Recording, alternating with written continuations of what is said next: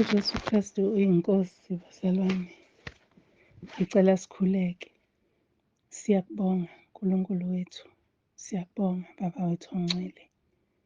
Ngegama lenkosi yethu uJesu Kristu nangaso lesi sikhathi udumo lukufanele nesibongo singezakho. Akekho uNkulunkulu onjengawe. Sibonga umusa wakho kososipha wona usuku nosuku. Isihawu sakho simi kuze kube phakade. Uthando lwakho lusanele, lubanzi, lujulile. Akekho ongaliqonda. Siyabonga Baba wethu ongcwele nokuvuswa kulolu suku. Sibonga Nkosi elungileyo nokuthi uyasazi ngamagama ethu futhi usibhekile sonke ngabanye. Uzuthi ezwini lakho sizungezile emuva naphambili. Wabeka isandla sakho sokunene phezu kwethu. Siyabonga Baba wethu ongcwele nokuthi akukho okungenzeka uma wena ungavumanga. Alikho nezwi emhlabeni wonke jikelele elilastayo elimile ngunaphakade ngaphandle kwelakho. Siyabonga Baba wethu ongcwele, sofunda izwi lakho, khuluma ngalo namanje, usiduduze, usiqinise, usinikeze indlela yokuphila ngalo, ngokuthi ezwini lakho libukhali njengenkemba zonke izisikanhlangothi zombili. Siyacela-ke Nkosi lisebenze nakithi. NgoKristu Jesu ophilayo, uJesu Kristu uyinkosi. Amen. Bazalwane, ngiyaxolisa kakhulu izwi lenza leso simanga-ke lisijwayele sengiyasiqonda, kodwa ngizozama. Namhlanje sizofunda incwadi laphaya kuMateyu chapter 7. Sizofunda khona nje uverse 12. Matthew 7 verse 12. Ake sifundeni-ke. Ngakho-ke konke nokungakanani enifuna ukuba abantu bakwenze kini, kwenzeni nani kanjalo kubo, ngokuba lokhu kungumthetho nabaprofethi. Ngicela ukuliphinda leli vesi. Ngakho-ke konke nokungakanani enifuna ukuba abantu bakwenze kini, kwenzeni nani kanjalo kubo, ngokuba lokhu kungumthetho nabaprofethi. Amen. Izwi lakho Baba wethu ongcwele, khuluma ngalo-ke ngegama lenkosi yethu uJesu Kristu oyinkosi. Amen. Leli zwi esizokhulumela phezu kwalo namhlanje, sizokhulekela phezu kwalo namhlanje, bazalwane, lingikhumbuza emuva la sake sakhuluma khona ngomakhelwane. Izwi elalithi wothanda umakhelwane wakho njengalokhu uzithanda wena. Izwi elalithi kusho ukuthi wena uma ngabe ugeza nomakhelwane yenza sure ukuthi ugezile. Uma udla iba nesiqiniseko sokuthi umakhelwane unakho azokudla noma udlile. Kungabi nje ukuthi kufane nokuthi uthanda umzimba wakho, imizimba yethu siyayinakekela. So lithi-ke leli zwi, uma mina ngithanda ukuthi omunye umuntu enzelwe okuthize, noma ngithanda ukuthi mina ngenzelwe okuthize, angikwenze komunye. Uma ngabe mina ngifisa ukudla okuthize namhlanje, angibe nesiqiniseko ukuthi ukhona nomunye ozokufisa, ozokudla lokhu kudla engikuthandayo mina. Angenze lokho engingafisi ukuthi nomunye umuntu akwenze kimi. Angazi noma sike sicabange yini ngaphambi kokuba sikhulume nabantu noma ngabantu, ukuthi uma kungashintsha kwenzeke kuthina, singazizwa kanjani. Leli zwi-ke aliqali la bazalwane, liqala ekutheni, uma bengingayiphi isihloko nje, bengingaqala ekutheni sinobaba uNkulunkulu. uNkulunkulu ubaba wethu onothando. uNkulunkulu udinga nje ukuthi simdumise. Udinga nje ukuthi sikholwe kuye. Udinga ukuthi simkhonze. Udinga ukuthi simlalele. Nathi siyadinga ukulalelwa zingane zethu. Siyadinga ukulalelwa ngabanye abantu uma sikhuluma. Kodwa siyahluleka ukulalela uNkulunkulu uma ekhuluma nathi. Siyahluleka ukuthi sithobele uNkulunkulu. Kodwa siyafisa ukuthotshelwa ngabanye abantu. Leli zwi liqala laphayana ekutheni khona kuyo le ncwadi.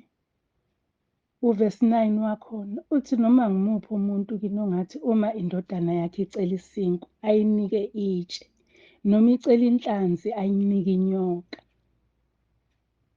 Bese lithi uvesi 11 athi ngakho-ke uma nina enibabi nazi ukubapha abantwana benu izipho ezinhle, kakhulu uyihlo sezulwini uza kubapha okuhle abacela kuye. Uma ngabe ngifisa ngicela ukuthi uNkulunkulu akangibiyele, nomunye umuntu uyadinga ukubiyelwa. Lithi-ke izwi likaNkulunkulu, nibakhulekele bonke, nibanxusele bonke. Alisho ukuthi lo ngoba engemuhle ungamnxuseli, lo ngoba ecwile otshwaleni ungamnxuseli, lo ngoba esehlala emgwaqeni ungamnxuseli, lona ngoba engenawo umuzi ungamnxuseli. Lithi khulekeleni bonke, nibanxusele bonke. Kusho ukuthi esikuthandayo nathi nabanye bayakuthanda. So lokho esifisa kwenziwe kithi asikwenze phela. Ingakho kukhona indawo izwe lithi sihamba ngokukholwa, asihambi ngokubona. Ngoba uma uhamba ngokukholwa wenza lokhu uNkulunkulu athi kwenze ngaleso sikhathi. Uthole leso sibusiso nomunye asidingayo. So kubiza ukuthi uma ukhuleka, musuke uzikhulekela wena kuphela, qala ngokukhulekela abaseduze kwakho ngoba nawe uthanda ukuthi bakukhulekele. Qala ngokucelela abanye abantu ngoba nawe uyathanda ukuthi bakucelele. Qala ngokuthi ubusise abanye abantu ngoba nawe uyathanda ukuthola isibusiso. Uma ngabe upha, uyaphiwa. Kodwa uma ngabe ungaphi ulindele ukuphiwa, sekuwumhobholo lokho, sekuba greedy, sekuba ukuba selfish. IsiZulu-ke asinawo amagama amangaka, sithi nje umhobholo noma umona noma ukuminza into ey'njalo. Kodwa isiLungu siyakubeka sikusho ngamanye amagama, ukuba greedy, ukuba selfish, ukuhoda. Uyabona sisho amagama amaningi. Kodwa okusalayo uNkulunkulu namhlanje uzosikhumbuza ukuthi asenze komunye umuntu njengoba nathi sithanda kwenziwe kithi. Asikwazi ukuthi bazalwane singavalela abanye indlela yokuphila ngoba nakhu thina sizophila sodwa kuleyo ndawo. Ake ngilinganise nje ngento ebuhlungu eyenzekayo kulezi insuku emabandleni.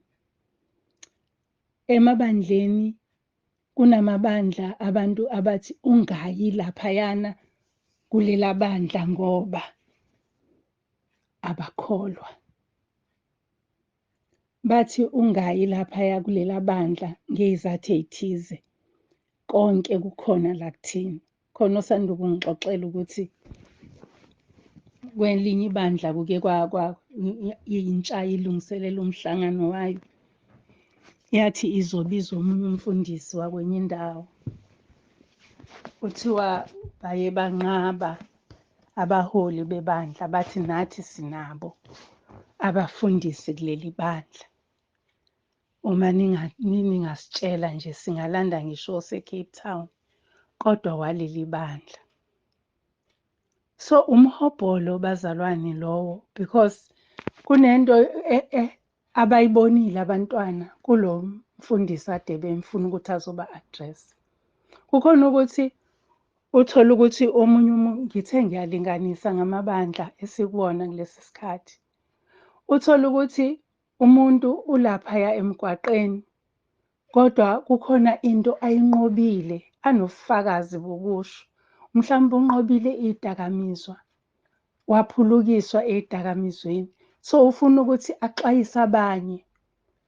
Kunokuthi akabaxwayise emgwaqeni, uthole ukuthi mhlawumbe abantu abathize bazothanda ukuthi akazoxwayisa nasebandleni. Bese kuthiwa hhayi, uSibandibani akakholwa, sizomfaka kanjani iphara enkonzweni. Yenza komunye njengalokhu ungathanda kwenziwe kuwe. Uma ngabe ungathi uma uqhamuka ebandleni elithize, mhlawumbe uhambile, awukho ngala la uhlala khona. Uhambile kwelinye izwe and uyafuna ukuya enkonzweni. Uthi uma uthi uyafika kuthiwe cha, bangena abanjengawe la. Ungafila kanjani, ungaphatheka kanjani? Bazalwane, asenze komunye umuntu njengalokho singathanda kwenziwe kuthina. Kulezi iy'nsuku ey'dlulile kuke kwakhulunywa ngey'lwane, kuke kwakhulunywa ngendalo kaNkulunkulu, ukuthi ney'hlahla ziyagcina ama-records. Ney'lwane kuthiwa ney'mbali abake baboniswa izulu, kuthiwa iy'mbali zasezulwini ziyadumisa. Kusho ukuthi nezethu iy'mbali ziyadumisa. Uma ngikhuluma ngembali, ngikhuluma ngento ekivele iveza ubuhle, noma ngabe wena oyibukayo awujabule. uNkulunkulu ukudalile ukuthi kube njalo, ukuthi ubuhle bakhe sibone noma ngabe sikwisiphi isimo. Enza-ke komunye. Uma ngabe ngalelo langa omunye engaboni ukuthi ilanga liphumile and li-bright, wena yenza-ke ukuthi akabone ukuthi likhona ilanga. Noma yenza ukuthi abone ukuthi ngaphezu kwalamafa awabonayo, lisekhona ilanga. Ngoba nawe ungathanda ukuthi kwenziwe kanjalo kuwena. Ngike ngathi uma-ke ngifunda-ke la ngiqhubeka ngibheka le ndaba esiyibukayo ukuthi yenza komunye. Kukhona lento yokuthi ufisa ukuphindisa. Uma umuntu ekwenze kabi bese ufisa ukuphindisa. Ungafisa yini nawe ukuthi kuphindiswe kuwena? Mhlawumbe kwenzeke nge-mistake, wamlimaza, wamchiphiza unyawo nge-mistake. Ungathanda yini ukuthi akakugxobe back? Leli zwi lisitshela ukuthi asiphume, asidede nje nasekuphindiseni, ekufuneni impindiselo, ngoba uNkulunkulu usho ngokusobala ukuthi ingeyakhe impindiselo. Uthi nje thina asingasiphindiseleli. Likhona-ke izwi elake lathi iso ngeso, izinyo ngezinyo. Angisazi ukuthi likuphi. Kodwa ekuqaleni koLevi. I think to Leviticus 24. Likhona-ke izwi elisho njalo ukuthi ngibheke ivesi ukuthi uvesi bani, ukusukela kuvesi 19. Yes. Lithi uvesi 19 Leviticus, uLeviticus chapter 24, uvesi 19 uthi uma umuntu elimaza umakhelwane wakhe njengalokho enzile yena, kuyakwenziwa kanjalo kuye. Isivumelwano somthetho omdala lesi, ukuthi isongeso. Uma uqhubeka lapho uzothola ukuthi kuzoba khona lelo vesi, uvesi 20 uthi kube ngokwaphuka nesongeso nezinyo ngezinyo, kuqhubeke. Ebese ethi uJesu laphaya kwabaseRoma, kuma-Romans, kwabaseRoma 12, uvesi 17 kuya ku-19. Athi uJesu ningaphindiseli muntu okubi ngokubi. Umpostoli uPawulo wayebhala la, kodwa ethatha efundisweni kaJesu. Uthi ningaphindiseli muntu okubi ngokubi, nakanokuhle phambi kwabantu bonke. Uma kungenzeka ngokwenu, hlalisanani ngokuthula. Athi uJesu uqobo lwakhe lapha kuMathewu 5. Sazi khona ukuthi uvesi bani. Matthew 5, entshumayelweni yasentabeni, lapha kovesi 38. Athi nizwile kwathiwa iso ngeso, izinyo ngezinyo. Kepha mina ngithi kini, ningamelani nokubi.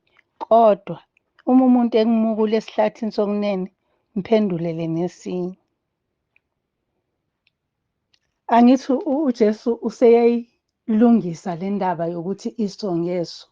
Ngoba vele akekho ongathanda ukuthi ngoba ngebhadi mhlawumbe sithe sidlala kwaphuma iso lomunye sekufanele elami likhishwe. Angeke sikuthande lokho. Kodwa uJesu uthi ukuze kube ngcono yenza something good, yenza okuhle kuye lowo olimele ukuze akheke. Uthi mnikeze isihlathi esinye akumukule naye akhiphe ukucasuka kwakhe. Uma ngabe-ke wena uzothi mangabe umakhelwane wakho ekonile bese wena uyahamba uyomhlasela. Angithi wena manje usuyamlimaza ngoba mhlambe kuyena kube yiphutha. Mhlawumbe kuyena ubefuna ukubona ukuthi uzothini. Angithi thina siyakholwa bazalwane, sisindisiwe. Sifanele sihambe njengalokhu uKristu ahamba. Thina sibizwa ngamaKristu ngoba sifanele ukuhamba ezinyathelweni zikaKristu. Thina sibizwa ngabantwana bakaNkulunkulu ngoba thina lithi izwi onembewu kaNkulunkulu akasenzi sono. So sifanele ukuba yi-example kubantu. Lize lithi izwi sinefu lofakazi. Kusho ukuthi kunabantu nje abahlale begadile ukuthi uhambise ukaKristu na?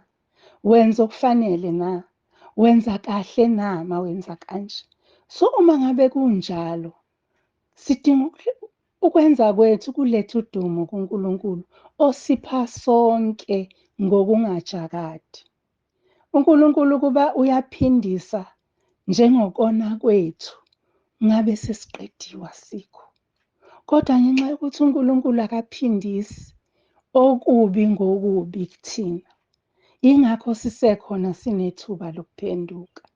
So namhlanje bazalwane, indaba ekhona yiyo leyo yokuthi asenze phela njengoba singathanda kwenziwe kuthina. Uma ngabe uthanda ukuthi abantu bakujabulele mawuqhamuka, yenza izinto ezinhle. Ubenzele nabo izinto ezinhle ukuze bezokujabulela. Uma ubafundisa, bafundise ngezwi elizobakha libaphe ukuphila okuphakade. Ngike ngilalele la ekhaya lezwi abazalwane bethi sibonga uNkulunkulu owathi mayekubiza wavuma, Baba Nsibande. So uma ngabe besho njalo abantu ababongi uBaba Nsibande, babonga uNkulunkulu. Kodwa kusho ukuthi uBaba Nsibande khona lento kaNkulunkulu athi uma ngabe yizwa wafisa ukuthi nabanye bayizwe. Le njabulo bazalwane yikho sikhuluma size sisha amazwi ngoba kunale njabulo esizwayo esifisela wonke umuntu ukuthi ayizwe. Akungathi-ke uma ngabe usuthole ivangeli.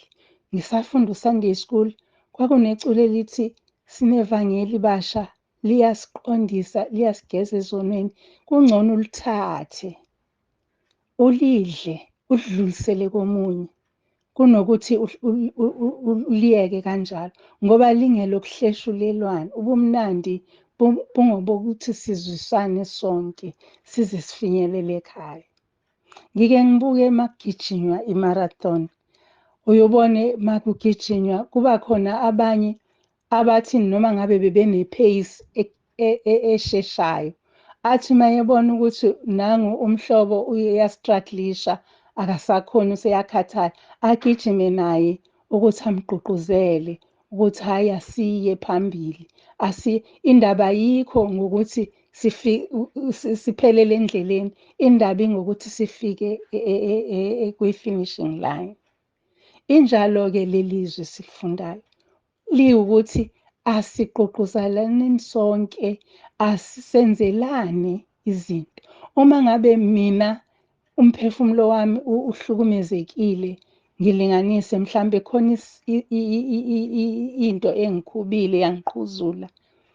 Nina bakamoya, ngibuyiseni ukuze sigijime siye phambili.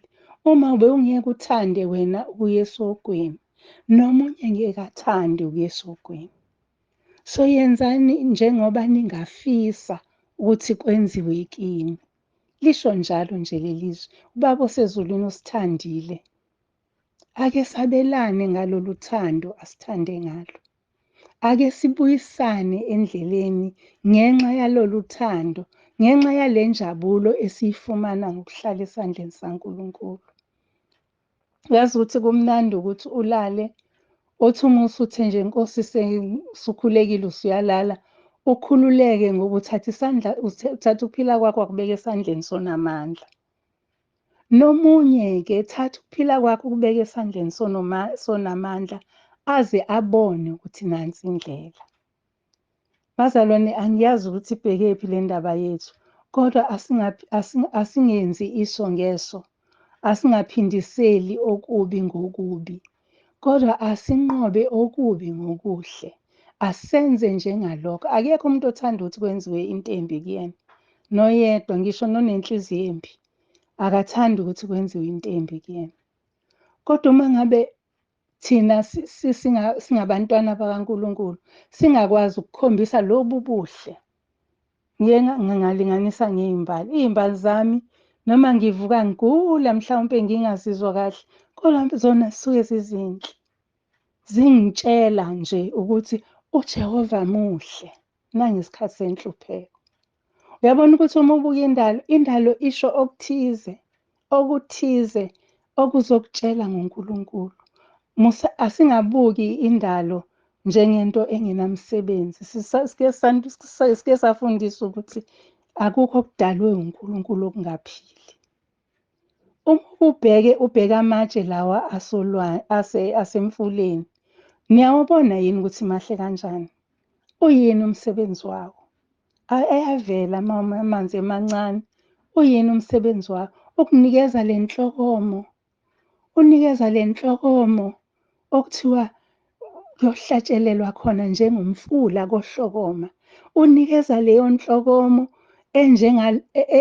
ewumfuziselo waleyo nhlokomo esiyoyizwa masifika ekhaya. Akukho okudaliwe okungenayo impilo. Asenzeni kwabanye njengoba sithanda kwenziwe kithi. Akekho ongathanda ukubulawa engenalo ithemba lokuphila okuphakade. So bazalwane, isikhathi sibi kulezi iy'nsuku umhlaba uyanyakaza, kuyaliwa kwa-Israyeli. Sigijima siye esambulweni siyobheka. Uma ungumntwana kaNkulunkulu, i-reference yakho iBhayibheli. Into nento, ngisho nokuzamazama komhlaba, ugijima uye eBhayibhelini lakho uyobheka.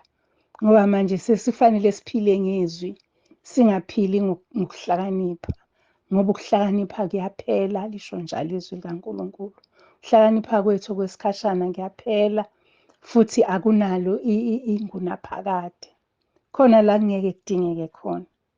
So ake sibe nakho ukuthi angenzisise manje omunye lokho okuhle komunye engingathanda ukuthi kwenziwe kimi, ukuze kuqhubeke ukwenza okuhle. Uma mina ngenza okuhle komunye nomunye enza okuhle komunye enza okuhle nakimi, ngempela umhlaba ungaphenduka. Singaba baningi, indlela le engumncingo ingavulavuleka. Kodwa akusho ukuthi ingumncingo ngoba incane, ingumncingo ngoba ziningi izinto esifanele ukuthi uhambe ngokuqonda kuzona. So bazalwane, ilelo nje izwi lanamhlanje elithi asenze komunye njengoba nathi singathanda kwenziwe kithi. uNkulunkulu usenzele okuhle usuku nosuku, isawu sakhe sisha usuku nosuku.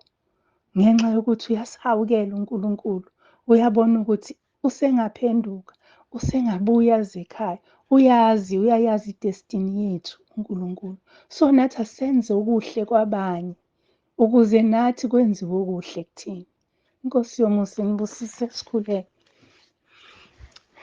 Baba, siyabonga egameni leNkosi yethu Jesu Kristu, izwi lakho usukhulumile ngalo, khuluma ngalo ey'nhliziyweni zethu, siqondise. Sibonga Nkosi ukuthi uyasazi ngamunye ngamunye, wazi ney'dingo zethu, futhi ukhuluma nathi ngendlela esidinga ngayo ngamunye ngamunye. Sikunikeza udumo uNkulunkulu wethu, hambele ey'bhedlela kwabagulayo, uhambele Nkosi nabalahlekelwe zihlobo. Kukhona Nkosi nabashiyiwe zihlobo zabo, abanye abazazi ukuthi zikuphi. Nkulunkulu wethu, wena uyabona nalapho Nkosi thina singaboni khona, nalapho Nkosi abanye bathunjelwe iy'ngane, nalapho Nkulunkulu wethu wena uyabona.